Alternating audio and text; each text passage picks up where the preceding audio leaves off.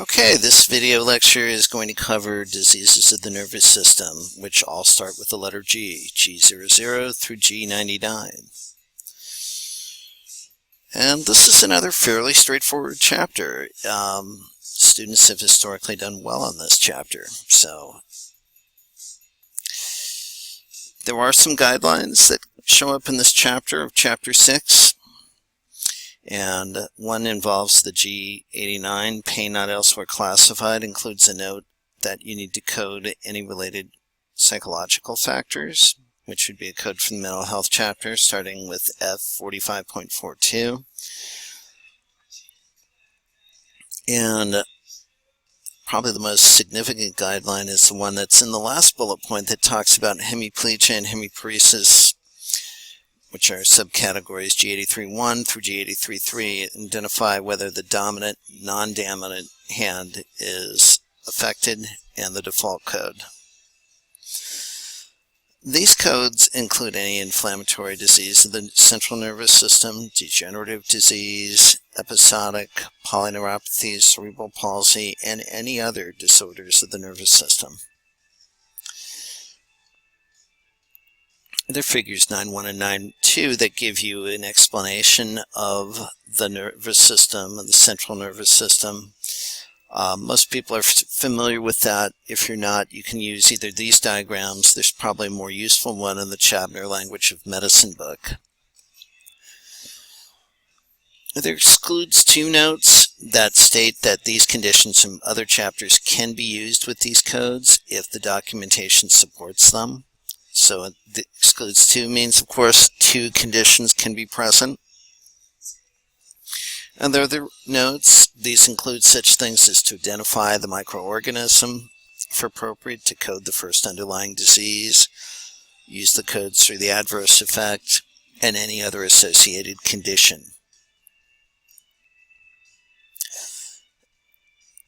And there is an excludes one note, as we see in the second bullet point, that reminds us that when what is not coded with the codes from G89 are generalized pain disorders that are exclusively related to psychological factors, and pain unspecified. There's also an excludes 2 that reminds coders what other pain codes can be associated with the G89 code. This means specifically acute pain, chronic pain, cancer-related pain, what have you. Now we get into the more significant stuff of this chapter. Dominant versus non-dominant side. Codes from category G81, hemiplegia and hemiparesis, weakness and paralysis, talk about the limb, in other words, upper limb, lower limb, unspecified, and whether it is dominant or non-dominant. So if you kind of think of it this, the default, kind of like we assume it's a right-handed world, so if the right hand is affected, the default is dominant. If the left side is affected, the default, in the absence of any other documentation, is non-dominant. And for anybody who's ambidextrous, of course, we assume that they're more right-handed than left, so we assume dominant. More guidelines. Some people have the understanding that pain can't be a principal or first listed diagnosis. This is false. Again, it depends on what is the reason for the patient showing up in the medical office. And you would use these pain codes in conjunction with any site-specific pain.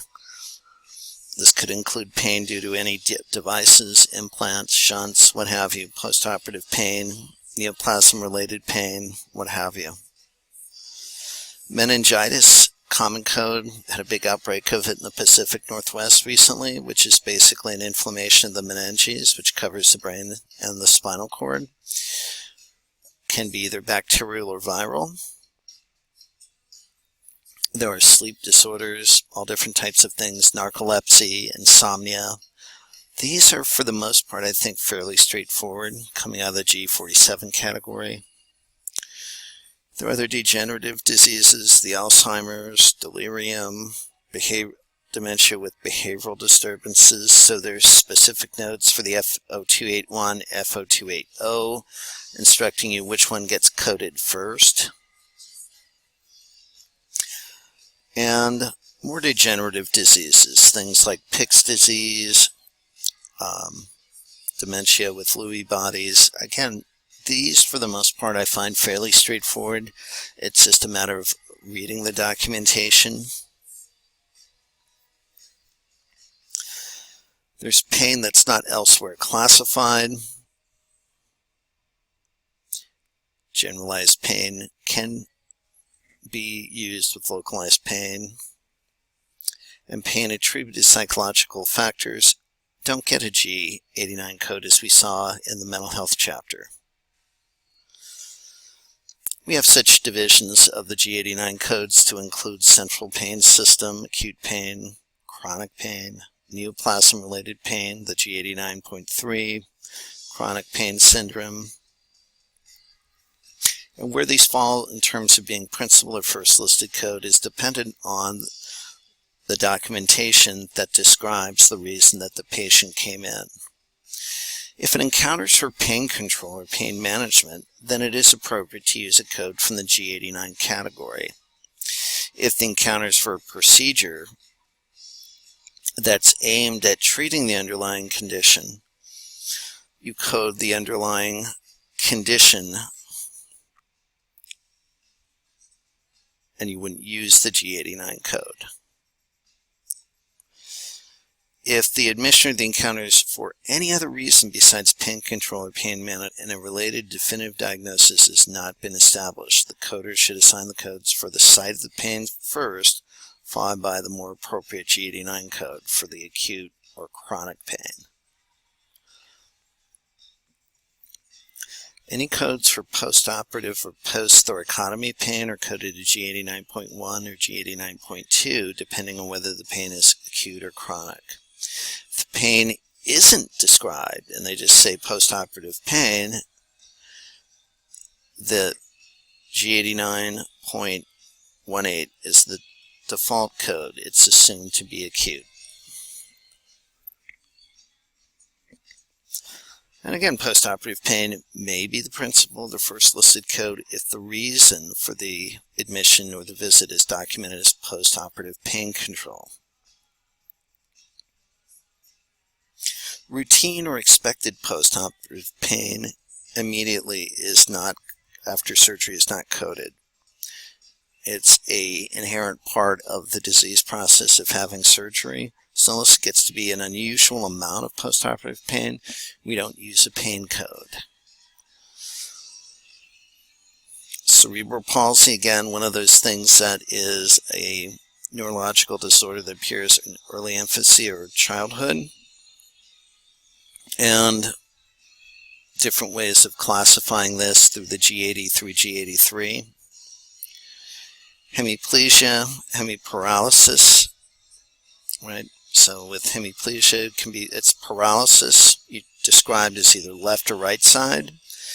Could be further subdivided into flaccid or spastic. And these codes can be used alone when no further information is provided as to its cause. You can also use them as additional codes, such as in the case of a stroke. Seizures and recurrent seizures, epilepsy, fall into the code category of G40. A term we see sometimes is intractable, which means that the condition is resistant to medication. And epilepsy, of course, is a disorder that's characterized with recurrent seizures, if you will. And again, further divisions of this under the G40: recurrent seizures, seizure disorders, grand mal seizures, petit mal seizures, and so on. They all fall under the same category as G40. Let's have a look at those. And again, big red note here saying the following terms are considered to be equivalent to intractable, pharmacoresistant, treatment-resistant, refractory, poorly controlled. Note the excludes one notes, conversion disorders, seizure of a newborn, of course we go to the newborn code, and so on. So a lot of different subdivisions here. When you get to these G40 codes, please look for the 5th, 4th characters. If you see that red box and you're going to select a code, it's telling you got to dig a little deeper and go down to a more level of specificity. More about seizure disorders. Other terms such as convulsions, convulsive disorders, convulsive seizures, fits, recurrent convulsions don't go to G40, but instead are coded to R56, which is one of the signs and symptoms. It's not epilepsy until the physician says it's epilepsy. Migraines, again, similar to the G40s. With seizures, we can have pharmacoresistant, treatment-resistant, refractory, poorly controlled. These all are other ways of saying intractable. They may talk about with aura, without aura. And here's some more examples. Migraine with or without, hemiplegic migraine, persistent migraine, chronic migraine without aura, cyclic vomiting, and so on. Migraines are specific types of headaches. Another one that we have fall into the G44, which are different. These include the cluster headaches, vascular headaches, post-traumatic headaches, and others. Now we get into the intraoperative and post-procedural complications. So anytime we get an intraoperative hemorrhage or hematoma of the nervous system, this would be where we would go for those codes. You could have accidental punctures or laceration of the dura during a procedure, accidental puncture, laceration of another part of the nervous system as well. All these get coded to G97. Let's take a look at those. So as you see here, we have intraoperative post-procedural complications. Some excludes too, which means you can have a G97 code with some of these. These include G97O, cerebral spinal fluid leak, headache due to lumbar puncture, hypotension, and so on. All here falling under the category of G97.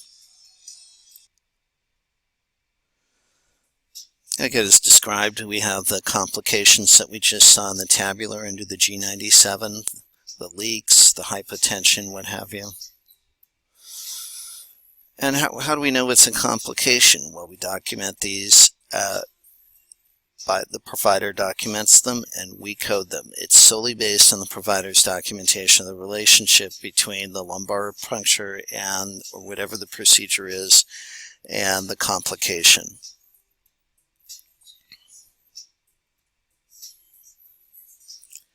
And that's all I have for you. We'll see you online.